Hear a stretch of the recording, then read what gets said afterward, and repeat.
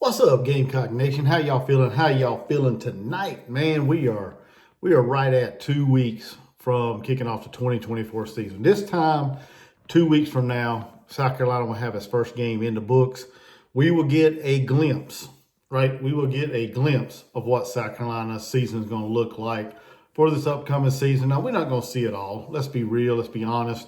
Playing Old Dominion, we're probably not going to throw everything that we have in the playbook out there against Old Dominion. We don't want to show too much for Kentucky that we had the following week, right? But we're not going to look ahead. Okay, at least I hope we don't. Hope Coach Beamer and the staff has these guys locked in, focused on Old Dominion. Okay, hopefully we're not looking ahead to going to Lexington and play Kentucky. Like I said, we'll get a glimpse, right? We'll get a small glimpse of what our season may look like a little bit. We'll definitely see how the offensive line is going to look. Speaking of that, that's what this video is going to be talking about. We'll talk about a little bit about the offensive line and what they went through this summer to be where they are headed into the 2024 season. Before we do that, though, hit that like and subscribe button if you like Gamecock content. Trying to get my football subscribers up there. And I have I think I have a whole lot of basketball subscribers, but I'm trying to get my football subscribers up there. So if you like Gamecock football, this is your spot. Hit that like and subscribe like I asked you. I appreciate it so much. All right, let's get back into it. Coach Beamer spoke today after the second scrimmage, headed into the season of the fall camp. This is going to be the last scrimmage.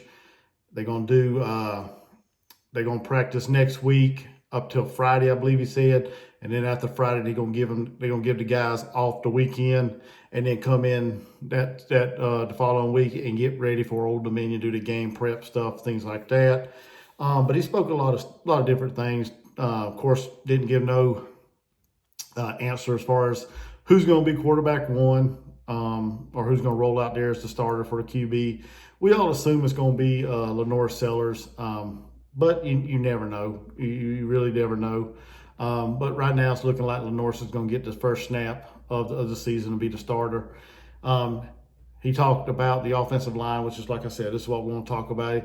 He spoke about, because they asked him about depth chart, of course. They always ask this, knowing he's not going to give any answer. I don't know why these reporters insist on asking questions that they know Coach Beamer's not going to answer. I mean, it's like that every year.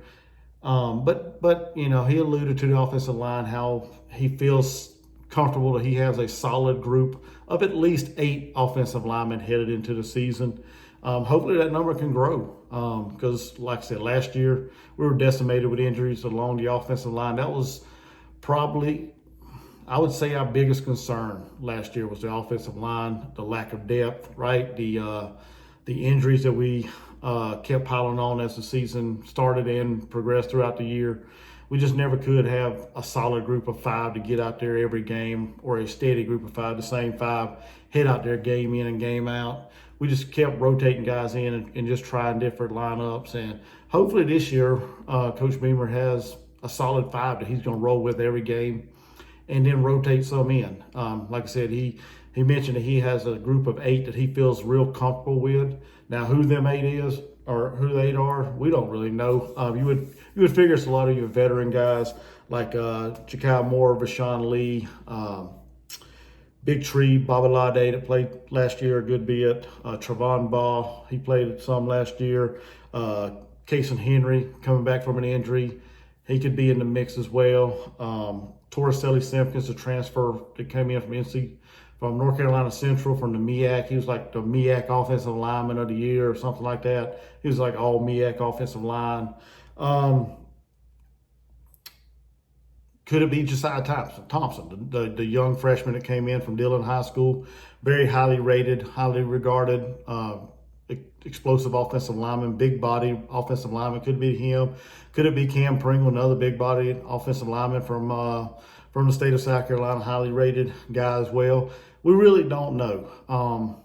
But like I said earlier, the thing that's got us where we are today, I feel like, and it's been mentioned by Kason Henry and a couple other offensive linemen, is the way that the strength and conditioning coach, right, the strength and conditioning staff as a whole, they basically looked through some plays last year, some of how the offensive lineman got hurt, and they kind of pinpoint some things that they needed to work on, right? Some conditioning stuff, some weightlifting stuff, some things to get the guys in that area that got hurt to strengthen it up, right? To make it better, more durable, to take on an SEC schedule, an SEC season.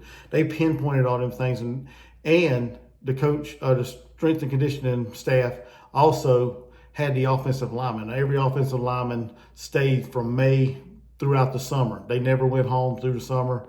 They stayed and they worked out. They worked on their foot placement, their steps, the who they gonna block, the different schemes that they gonna run. They worked on a lot of that, right, along with the weight training and conditioning and things. So I think that's why we're at where we are today with the amount of that Coach Beamer feels comfortable, as far as on the offensive line. I think credit goes to the strength and conditioning staff for doing that and for having the guys, right? Having the guys to stay throughout the summer from May until the fall camp, right? To stay and work on them things, right? And kudos and credit to the offensive linemen for buying into that. The upperclassmen, the veteran guys for getting them young freshmen there and say, hey, we got to do this. We got to work on this to get better. We can't get better as a team, as a unit, if we're not buying into what Coach Day and his staff was telling them. So kudos to the players for doing that, for staying and working on that, for waking up early and hitting the gym, going through their schemes, watching tape, whatever they did throughout the summer, all them things, all the little things that hopefully is going to bode well for the team this year. Hopefully it's going to show a significant improvement on the offensive line. But I'm excited to see how this offensive line is going to look. I'm excited to see who's going to be the starting five. Whether it's Kamar Bell, I didn't even mention him. He's another transfer that came in from Florida Atlantic. Seems like a real solid offensive lineman as well. But we see who's going to roll out there game one, Who knows? I think there's a couple positions that's probably pretty solid. Rashawn Lee will probably more than likely be your center. Outside of that, it could be a mix of a bunch of different offensive linemen.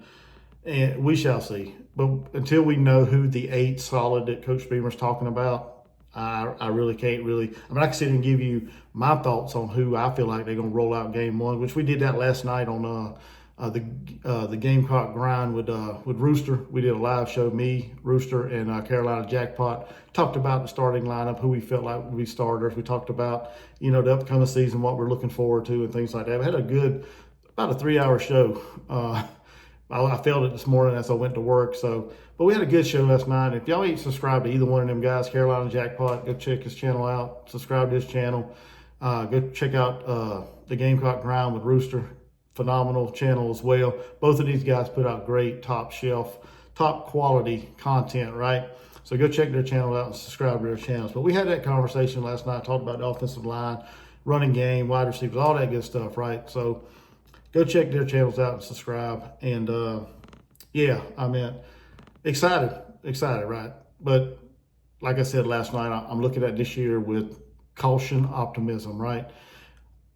Because like I said, in the past, we've heard a lot of chatter, a lot of talk about how good a team's supposed to be, and then they fall straight on the face throughout the season. So I'm headed into the season with optimism. I'm not sure how you guys are looking at it, but y'all get in the chat. Let me know what y'all think about the offensive line. Let me know what y'all think about the strength and conditioning coach and the staff and their plan they had and their vision for the offensive line headed into this season.